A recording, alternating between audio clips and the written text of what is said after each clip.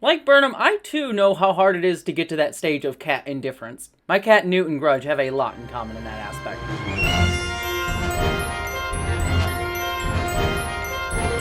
Hello interwebs, and welcome to my review of the latest episode of Star Trek Discovery, this time Season 4, Episode 7, But to Connect. Not But to Connect, which would be kind of the more fun one in my opinion, but to connect. Too many butts, never enough butts, there's never enough butts, what am I even saying? This is me. Anyways, if I haven't thrown you off of this review just from that intro alone, let's get into my spoiler-free discussion up front of this episode, and then we will dive into spoilers in just a minute. Why do you all listen to me? I don't understand. I appreciate that you do, though.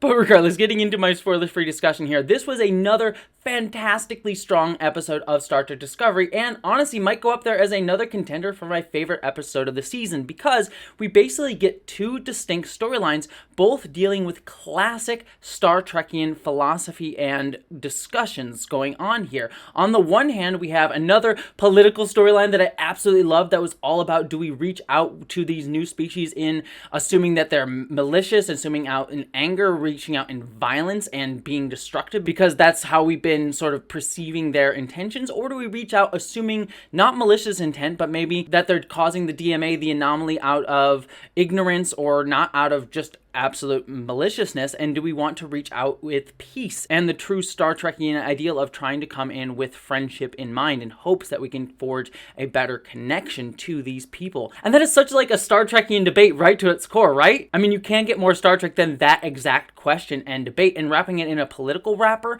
was just, it's my favorite thing to just see idealistic, optimistic discussions done in a political format, because heaven knows we don't always get that in real life politics today, and I just absolutely love to see it. But what I loved even more about this storyline was that it wasn't just like clearly the good answer, clearly the bad answer. I mean, obviously we have the Star Trekian wanting to reach out in peace and connection answer that you could give that Burnham personified here, but the other side of the coin was personified by Book. And Book is a character that we have come to care about, know, and love. And so this other side of the argument about wanting to react and sort of push back and say fight back and saying like, hey, we have to actually deal with this and we can't really know what their intentions are, we just have to do what we need to do to protect ourselves, is an understandable one, and I'm liking that Book was able to give voice to that and show that his trauma and grief was underpinning that, but it was also an understandable argument to make. And so most Star Trek shows, when they have this type of debate, they generally tend to say, this is good, this is bad, and clearly this is the obvious answer. This episode didn't take that tack, and I thought that that was absolutely wonderful. And it was also good to see Tarka getting involved in the storyline that we'll talk a little bit more about in spoilers here.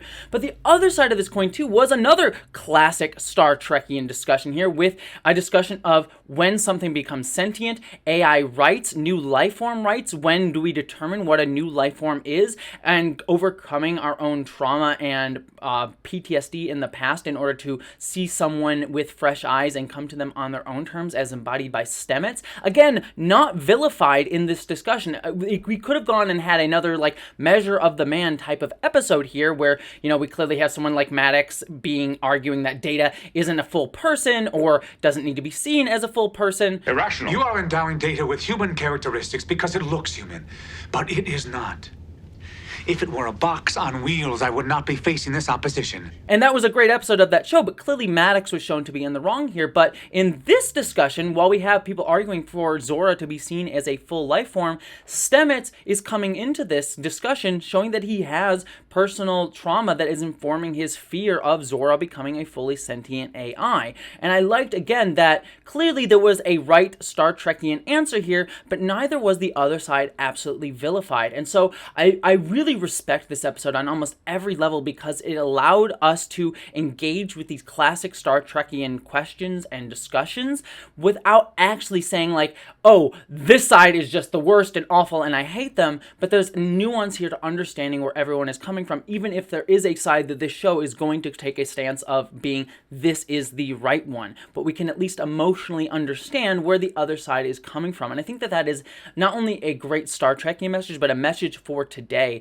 as much as I am someone who says like bigotry and harm and attacks against marginalized communities needs to be stood up against, and there's no ground to question that, I do think that there is a lot of chance. It's something that I discuss on this channel quite often about being able to look at a situation with nuance, and while saying this person is wrong, understanding where they are emotionally coming from in order to try to empathize and help them understand why this other way, and looking for connection, empathy, and hope for others is the right way to go. And I so appreciated Discovery tackling that head on, because that is something that so many shows miss in the nuance, and I thought it did it so brilliantly in this episode. So honestly, just having talked this out, I might have just argued myself into thinking that this might be my favorite episode this season. I just deeply enjoyed this so much. But to get into all the nuances of the nuance, we need to go into spoilers. So if you have not seen the episode yet, you can jump off here, and we're going to go into spoilers right now.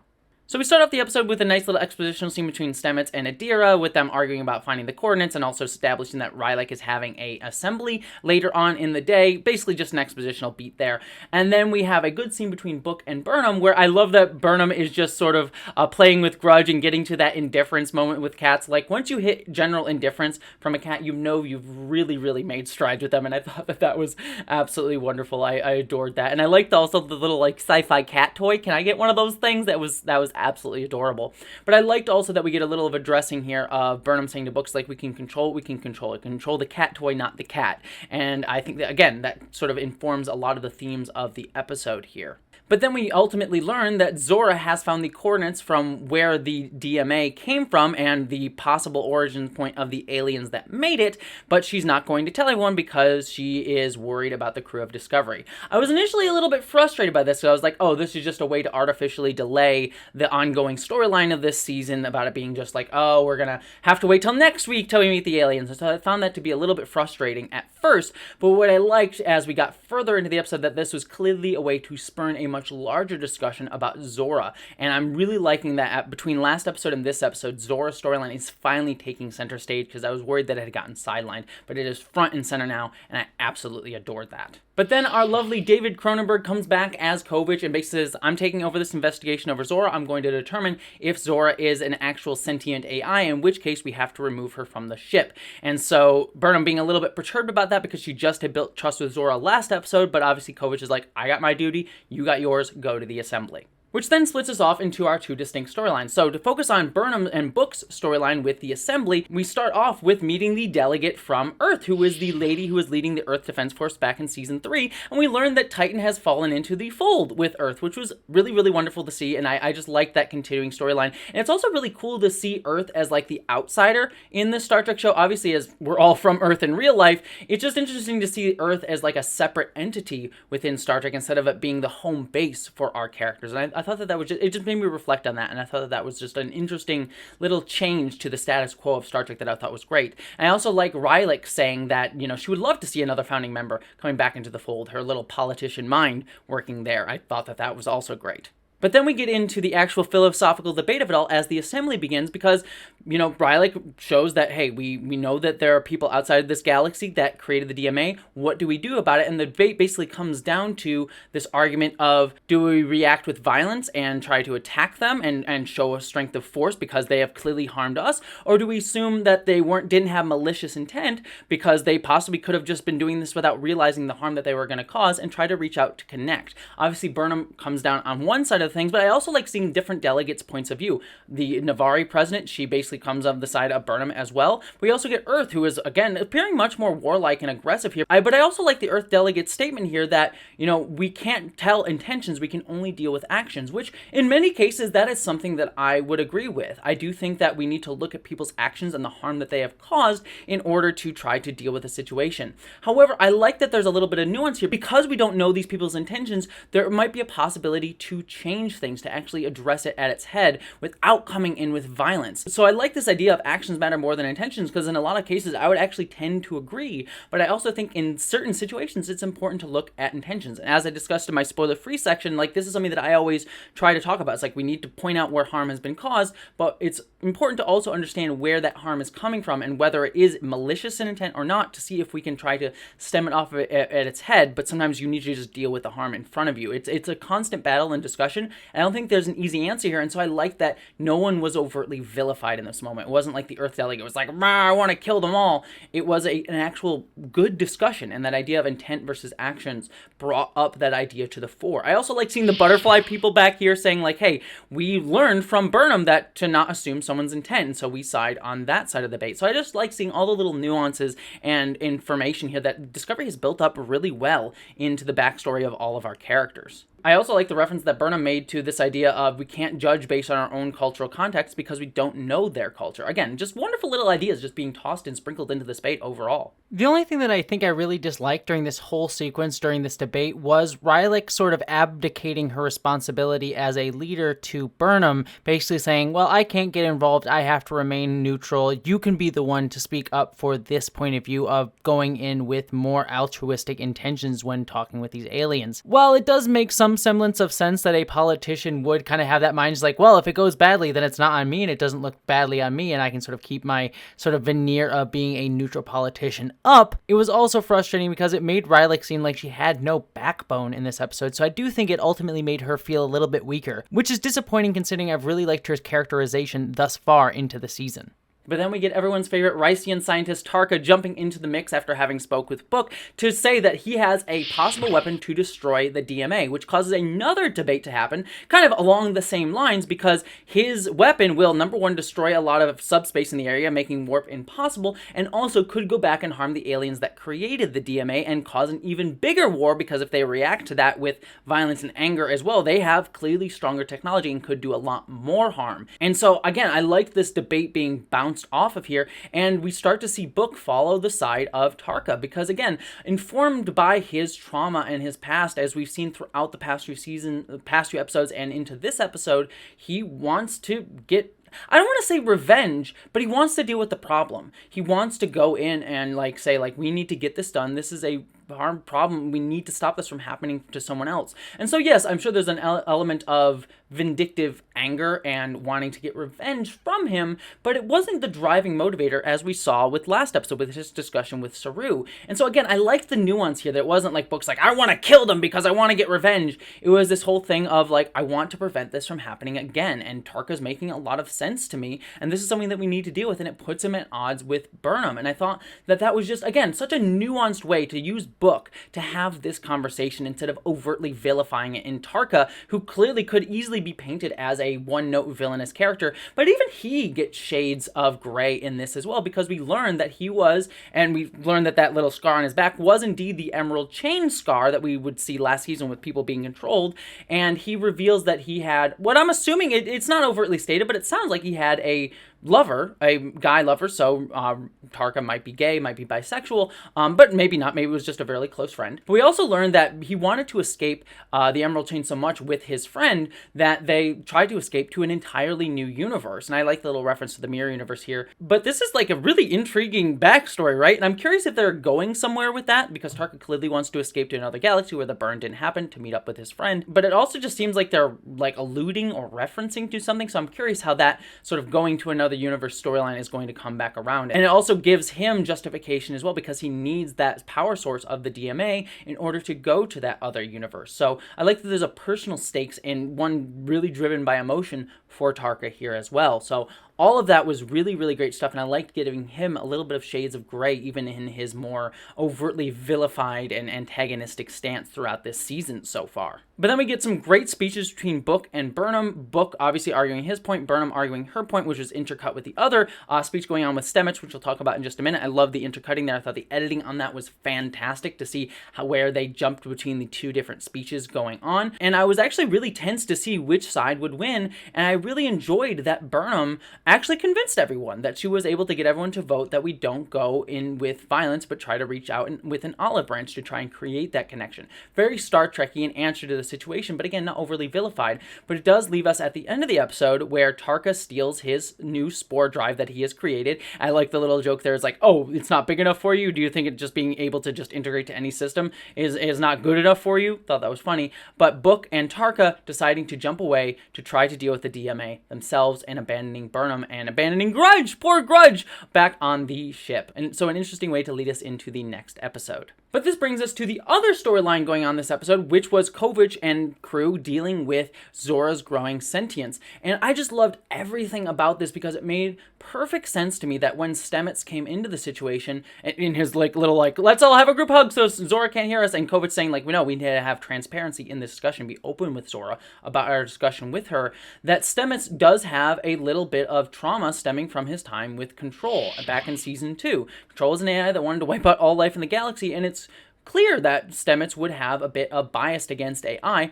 because of that, but I love everyone else arguing with him and saying no, we need to view her on her own terms, just because, as Saru points out, I could do something bad too, you don't judge me that way, and Stamets saying, but I know you, I know your values. Clearly, Stamets is in the wrong here. He's coming from the wrong point of view, painting all AI with this broad brush because he's had one bad experience with an AI, which is something that we see in real life. Someone has a bad experience with one person from a group or one marginalized group, and so they paint everyone from that group in that way. And that is where bigotry and dehumanization start to breed and form in real life, but it also does come out of a understandable place in human emotion. And so I like that being shown here and people trying to head that off. And Stamets being the voice of that, even being in the wrong, but not being overtly vilified and us understanding where that came from. It's such a great nuanced view of where discrimination can come from, and come from a strangely understandable place on an individual level, even if when it's played out on a systemic level or is allowed to breed within an individual, it become much more harmful over time.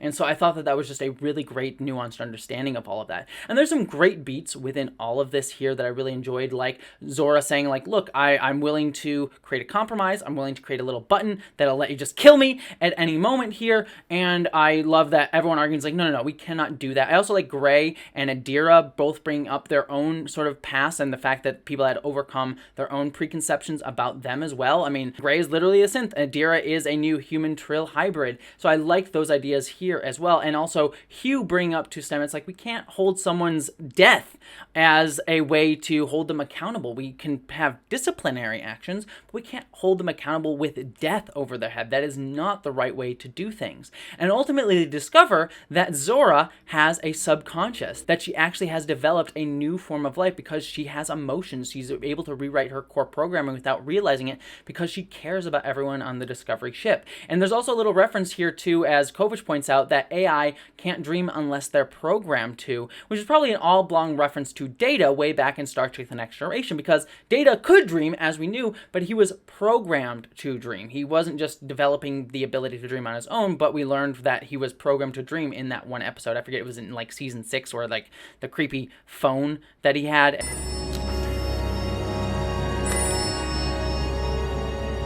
Or Troy was a cake at one point. Very weird stuff, but clearly a reference to that. But Zora developed dreaming on her own, and is, as Kovich determines later on, is a life form. And I like that Stamets kind of comes to a good point of view on the matter in two different ways. One, he, in that sort of intercut speech with Burnham's speech, he sort of says trust needs to be a two-way street. You need to trust us if we're going to trust you. And then he has another speech a little bit later, which I thought was a little bit repetitive, but he basically argues that Zora needs to have a chain of command, needs to be held somewhat accountable for her actions with it, which is fairly true, especially if you're going to serve on a ship. The other thing too, and this is another little nuance bit that I really enjoyed here, is that Kovich states that he was not going to murder Zora if he determined that Zora had become a sentient AI, but that he would take her out of Discovery and put her into her own body. So I like that Federation ideals have evolved enough to say hey, if an AI has developed sentience, we're not going to just straight up murder them like maybe Janeway would do. Kidding, of course. But we would give them a new life, and we just wouldn't have them be on a ship, and we don't have integrated AIs on ships. And so we'll take her out of the AI and put her in her own body. And so I liked that, the little nuance there, that it wasn't just hey, we're going to kill the AI. We would put her in her own body here.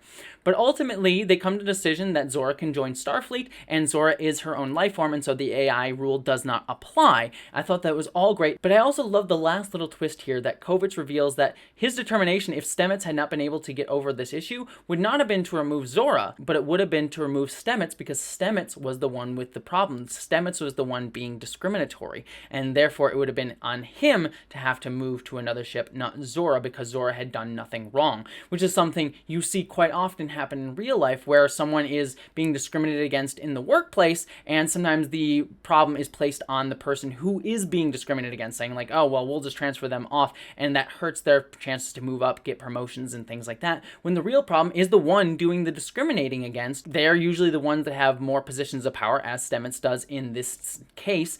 And I just love the nuance here of understanding, like, no. Sentience was the one with the problem. Sentience was being discriminatory. Sentience would have to be the one to move, not Zora. And I like that was a accurate reflection of what we should be doing in real life and don't always do. So some just wonderful ways to reflect these big philosophical ideas of AI and stuff like that, but making it feel actually like relevant to everyday life. All fantastic stuff, and really just knocked this episode out of the park for me. So that's pretty much everything I have to say for this episode. As is clear after I talked about all those different distinct nuances, I really love that there's these big philosophical questions, but we analyzed it from so many different perspectives in these episodes that I think was absolutely wonderful. And the last little piece of things that I should mention here is I loved seeing Saru and the Navari president getting their last little moment to have like, oh look, they're gonna go on a date, and look, she's so pleased that Saru gave her a little plant. It was really wonderful and adorable, and I'm just so here for the Saru Navari president romance. It's so adorable and sweet, and I really, really love it.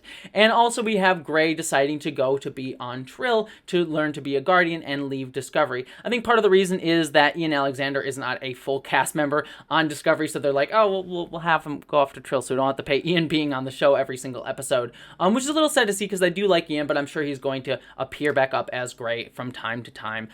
So it does sort of progress his arc, and makes sense, especially after we saw last episode that he was kind of like left alone with nothing to do on Discovery. So made sense for his arc. I'm sure we're going to see more of him, and I'm sad that Adira kind of has to leave him behind, but they'll get over it, I'm quite sure. So that is everything that I had to say about this episode. I really loved it, but I'd love to hear all your thoughts down in the comments below. Also, for those of you who celebrate it, I hope you have a wonderful new year as we go into 2022. But beyond all of that, I will see you next week with a new episode of Discovery. I also have a new video coming out this Friday. Don't forget to have my Sex and Star Trek video that I came out with 2 weeks ago that I'm really, really proud of. And if you have not seen, I would hope that you would be able to check out, because I think it does some great discussions on elements of Gene Roddenberry and sex and Star Trek and things like that. But beyond all of that, I hope that you, as always, live long and prosper, my friends.